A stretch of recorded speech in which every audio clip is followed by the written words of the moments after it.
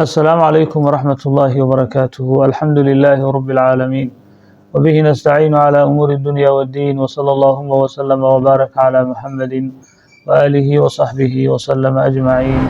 ولكن يوسف حسين راقه وحويري مسؤول كسو هذا الشيخ داعي خالد راشد إسماعيل آدم إبراهيم إساقنا وحويري خالد راشد تاريخ دي سكسو هذا إن شاء الله تعالى وحين ما أنت سوق عدن دونه داعي كميدا دعاء وعنسن اللوغو على سعودية والشيخ خالد الراشد. متى يعرف الرجال؟ ها هو الأقصى يلوك جراحه. شيخ أي خطبة ديسو قلقش قلوبته عندهنا أي لا الميان. اشتقت لإخواني فيقول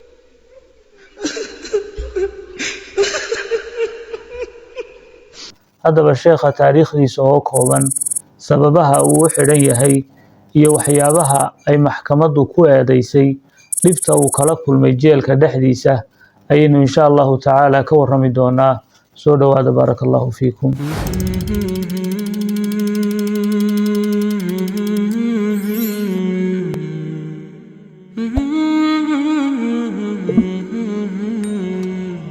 intaynaan taariikhda sheekha galin insha Allah ta'ala bal waxaynu akhrin doonaa laba kamid walaalaheen oo runtii ina soo weydiiyay su'aal ku saabsan xalqadii aynu markaasi kaga warramaynay Sheekh Cabdalla Basfar. Umar Axmed wuxuu yiri Ilaahay ajar ha siiyo waa sheekhan Quraanka ka bartay laakiin maxay sabab uga dhigeen masjid inuu tujiyay waan maqlay laakiin sidee dambi ugu ekaysiiyeen eedoodu maxay ku saabsanayd.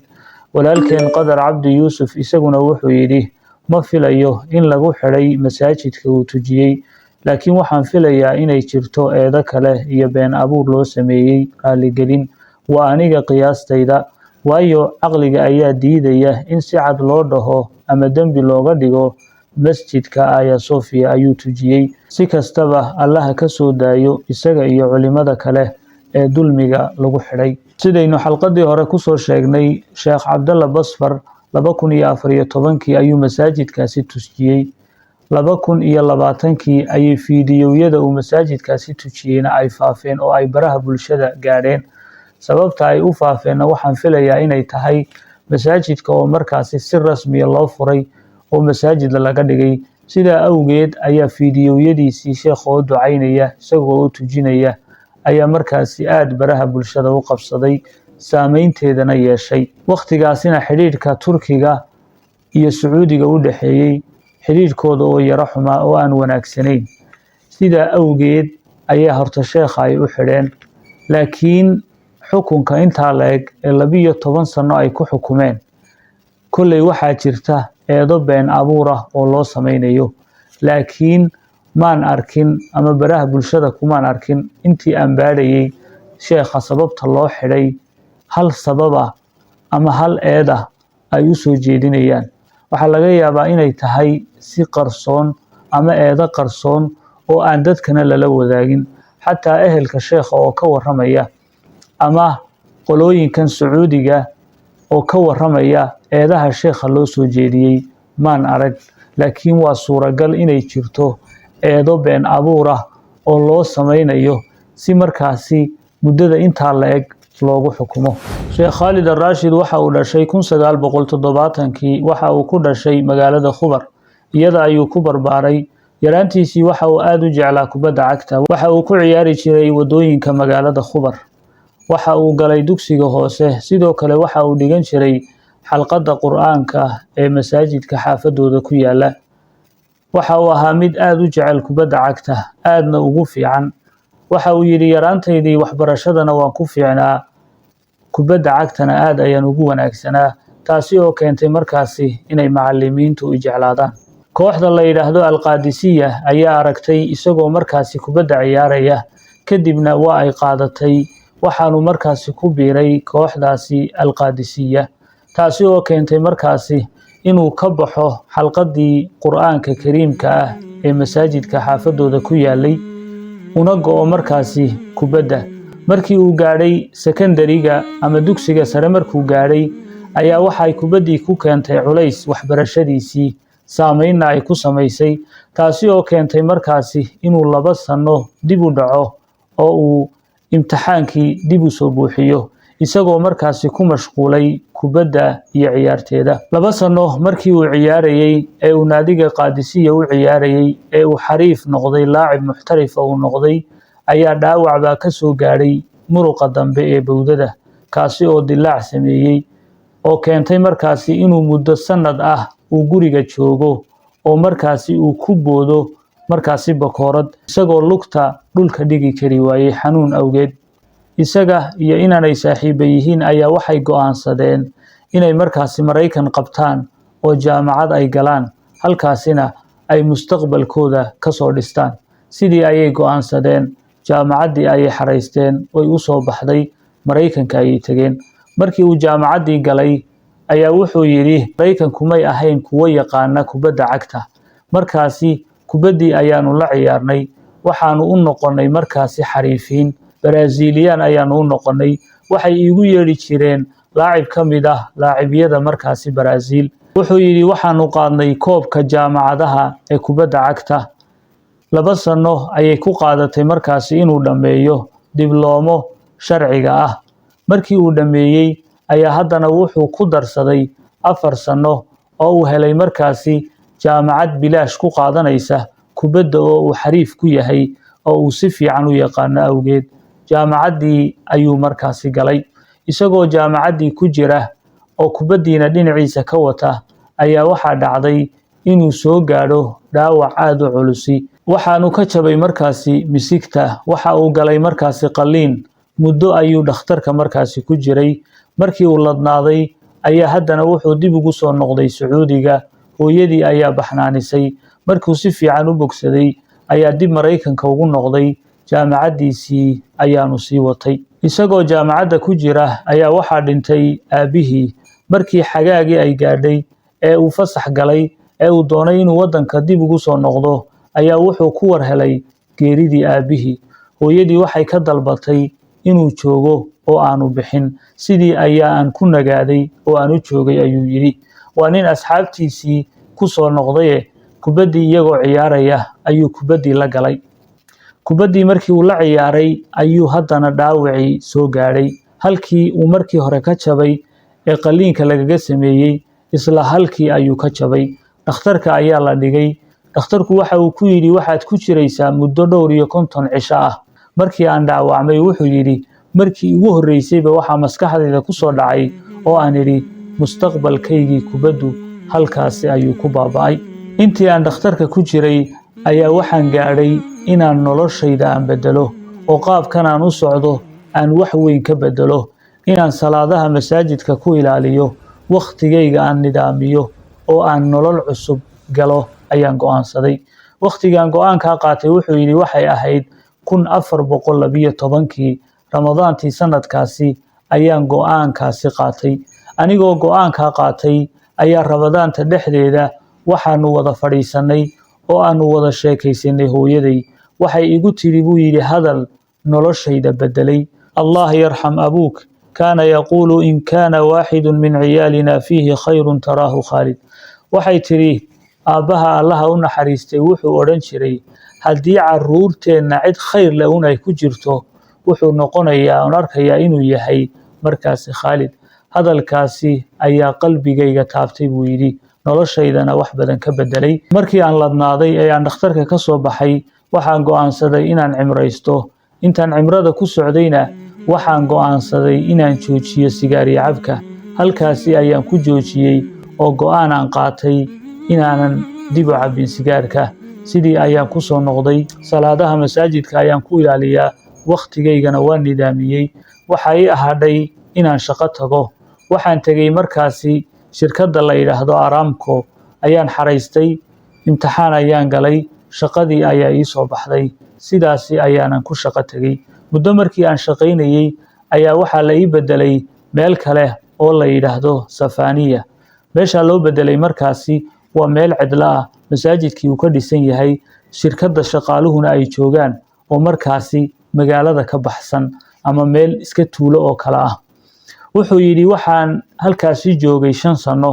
5 sano ayaa waxa ka soo baxay anigoo Khalid Rashid ah oo daaciya waxa uu yiri waxaan tagay masaajid ay u dhammaystiran yihiin imkaaniyaadkii oo dhan ama waxyaabihii loo baahnaayo o dhan, laakiin aanay jirin cid ka dadaasha, cid masaajidka tujisa, cid markaasi ka khudbadaysa, cid ka hadasha aanay jirin ayaan tegey.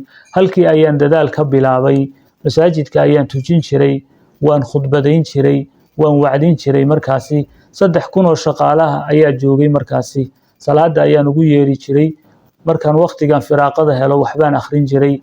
markaasi ayaan dadaalay. muddo 5 sano ah ayuu markaasi halkaa joogay. markii uu ku soo noqday xaafadiisii iyo magaaladiisii uu ku soo noqday, wuxuu yidhi waxaa dhacday in masaajidkii xaafadayda ku dhowaa uu imaamkii masaajidkaasi uu masaajid kale u guuro oo uu wareego. masaajidkii baa markaa odayaashii xaafadda iyo dhalinyartii ayaa waxay yidhaahdeen waa inaad qaadaa masaajidka mas-uuliyaddiisa oo markaasi imaam iyo khatiib aad ka noqotaa. mas-uuliyaddaasi ayaan markaasi dhabarka u ritay, iyadoo ahayd mas-uuliyad aad u culus. waxa uu yidhi markii aan joogay Safaaniya, markii aan joogay waxay ahayd meel cidlo ah oo ay dadku ku yar yihiin. halkani laakiin waa masaajid magaalo ku dhex yaala oo macmuur ah. markaasi culays fara badan ayaa i fuulay. wuxuu yidhi waxaan xasuustaa khudbadaydii iigu horeysay. sheekhii masaajidka ka khudbadaynayay ayaa wuxuu igu yidhi waxaan u baxayaa safar degdeg ah, berri toole adiga ayaa khudbadda ku qoran. waxay igu noqotay kadis. cishaa'i markii laga baxay ayaan masaajidka hoosta ka soo xidhay. markaasaan mimbarka istaagay. halkaasi ayaan ka khudbadeeyey oo aan sii tijaabiyey. markaasi khudbadihii iyo muxaadaraadkii uu qabanayay waxa uu yidhi kolba masaajid baan ku qabtaa, haddana masaajid kale. markii dambe waa laga duubay, cajalado ayaa laga duubay, cajaladihii ayaa lasii duubay, way faafeen ilaa uu markaasi Sacuudiga dhexdeedii uu caan ka noqday.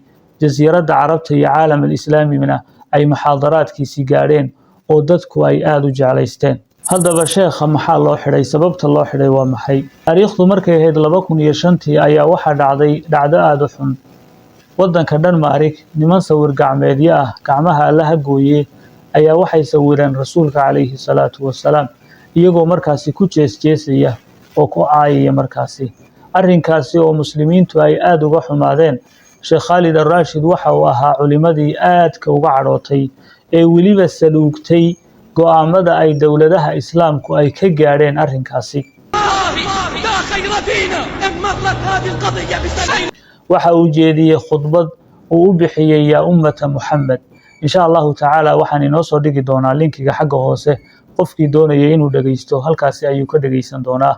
waa khudbad runtii aad dadka u gelgishay, quluubtoodana taabatay, saameynteedana lahayd, oo weliba uu aad ugu canaananayo markaasi dowladaha islaamka iyo mowqifka ay ka istaageen rasuulka calayhi salaatu wasalaam u gargaaridiisa.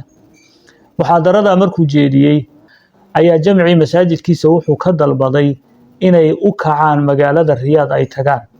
halkaasina ay ka mudaharaadaan safaaradda Denmark ee markaasi ku taala magaalada Riyaad. waxay ka soo baxeen magaalada Khubar waxaana yimaadeen Riyaad oo ay ku taalay markaasi safaaradda Denmark. horteeda ayay istaageen waxaanay dalbadeen in nimankaasi xidhiidhka loo jaro. waqtigaasi ayaa la xidhay.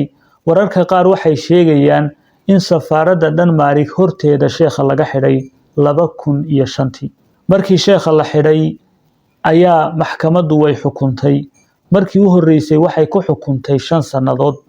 5taas sano markay ku xukumeen ayaa wararka qaar waxay sheegayaan in qaadigii markaasi ama xaakimkii xukumayay iyo sheekhu ay iskhilaafeen oo hadalku uu ku adkaaday. ninkaasina intuu cadhooday uu 15 sano ku dhuftay. haddaba waa maxay eedaha ay soo jeediyeen? ma sheekha waxay u xidheen in uu rasuulka calayhi salaatu wasalaam u gargaaray kana cadhooday rasuulka calayhi salaatu wasalaam oo la caayay sidaa awgeed ayay u xidheen, mise arrimo kale ayay markaasi u xidheen? bal waxaynu eegi doonaa eedaha ay sheekha u jeediyeen ee ay muddo 15 sano ugu xukumeen, weliba qaraarkii ay maxkamaddu soo saartay iyo tuhamkii ay ku tuhmayeen ayaynu insha allahu tacaala akhrin doonaa. sheekha marka hore warkii la xukumayay waxaa la raaciyey 4 nin oo kale ayaa la raaciyey. markaa sheekha wuxuu ahaa kii saddexaad ayay ka dhigeen markaasi. waxaanay yidhaahdeen markaasi ittihaamu thalith Khalid al-Rashid, بالافتيات على ولي الأمر والخروج عن طاعته بدعم وتجهيز الشباب خارجين للعراق للقتال تحت راية غير راية ولي الأمر ودون إذنه وتستر عليهم وعلاقته واجتماعه التنظيمات المسلحة والجماعات المشبوهة خارج المملكة ممن لهم علاقة بالقتال في العراق، وتحريضه لمجموعة من الأشخاص بالتوجه من المدينة خبراء إلى الرياض وتزعمهم لاعتراض بشكل جماعي على موقف الدولة والعلماء من موضوع الرسوم المسيئة للرسول صلى الله عليه وسلم. marka haddaba tuhamka loo soo jeediyey sheekha waxaa ka mid ah oo ay yidhaahdeen waxa uu ku fatwooday sheekhu inuu ka soo horjeedo waliyil amri, weliga ama madaxweynaha wadanka haysta boqorka ayuu ku fatwooday in laga soo horjeesto oo daacadiisa laga baxo oo markaasi lagu baxo. waxa uu diyaariyey bay yidhaahdeen dhalinyar ayuu diyaariyey inay u baxaan wadanka Ciraaq oo ay markaasi ka soo dagaalamaan, isagoo dhalinyartaana diray iyadoo aan Sacuudigu iyo maamulkii markaasi waqtigaasi aanu ogeyn oo raayada Sacuudiga aan ku dagaalamayna isagu uu iskii u diray bay leeyihiin, iyo inuu xiriir la yeeshay kooxo markaasi hubaysan iyo jamaacaad ka baxsan mamlakada Sacuudiga ka baxsan kuwaasi oo calaaqa la leh markaasi inay Ciraaq ka dagaalamaan. waqtiga Ciraaqna waxaa ka socday dagaalkii Mareykanka iyo Ciraaq ay ku wada jireen ay ahayd. markaasi waxay leeyihiin waxaa dirtay dhalinyar inay halkaasi ka dagaalamaan, madaxduna kulamay ogeynin, waxaad markaasi uu fatwooday in markaasi lagu baxo xaakimka Sacuudiga lagu baxo oo markaasi aan la adeecin. arrinkaasi ay u jeediyeen taasi waa mid ka mid ah waxyaabaha ay ku tuhmeen.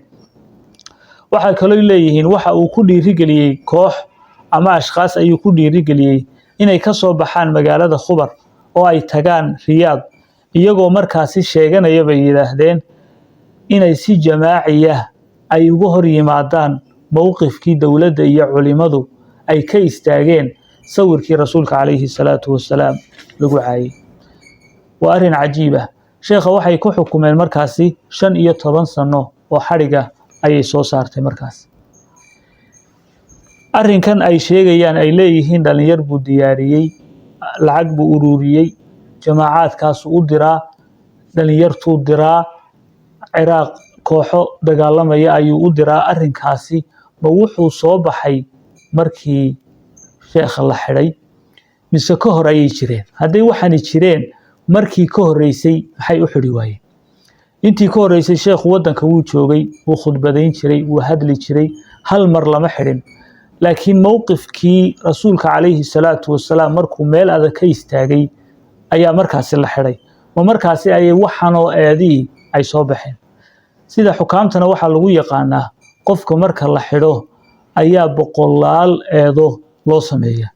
waxaa kaloo ka mid ah waxyaabaha ay leeyihiin waa lagu xukumay oo dambi buu sameeyey inuu koox abaabulay inay tagaan ay ka soo baxaan magaalada Khubar oo ay tagaan markaasi magaalada Riyaad, iyagoo ka soo horjeeda si jamaaciya uga soo horjeeda mowqifkii dawladda iyo culimadu ay ka gaadheen sawirkii rasuulka calayhi salaatu wasalaam la xumay.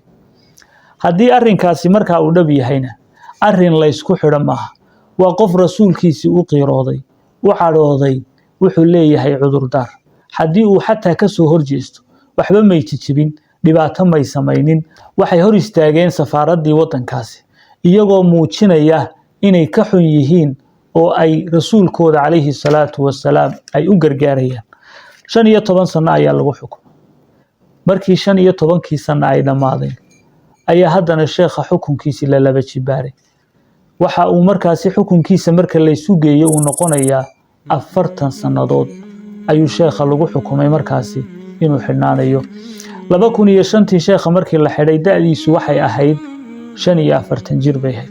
haddii markaasi 40 sano lagu daro waxa uu soo baxayaa isagoo 85 jir ah.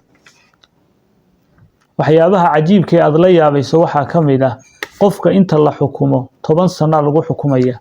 10kii sano marka uu qofkii soo dhadhawaadaan ayaa 20 kale loo sii gelinaya waaye 20 kan sano maxaad ugu xukuntay ba intuu jeelka ku jiray ayuu dambi sameeyay waa waxyaabaha dulmiga ah ee markaasi aadka uga murugoonayso ilaahay subxaanahu wa tacaala sheekha ha ka sii daayo oo dulmiga lagu xidhay allah subxaanahu wa tacaala isaga iyo culimada kaleba ha ka sii daayo sheekhu inta uu jeelka ku jiray waxa uu la kulmay dhibaatooyin fara badan inankiisa ayaana ka waramaya dhibaatooyinkaasi oo waraysi bixiyey waxa uu yidhi aabbahay waa la garaacaa waa la jirdilaa ilaa iyo uu miyir doorsoomo markuu miyir doorsoomo ayaa markaasi la jiidaa oo halkii uu ku xaraysnaa lagu celiyaa wuxuu awoodi kari waayaa inuu salaadaha tukado taasi oo keenta markaasi salaadaha qaar inuu dib u soo qalleeyo oo uu jamciyo dhibaatadaasi ayaa aabbahay haysata ayuu yidhi markaasi waa inaanu dhalay sheekh Khalid Rashid oo markaasi waraysigaasi bixiyey Allah subxaanahu wa tacaala ha ka sii daayo inta dulmiga ku xidhan ee muslimiinta ah. Assalaamu calaykum wa rahmatullaahi wa barakaatuh.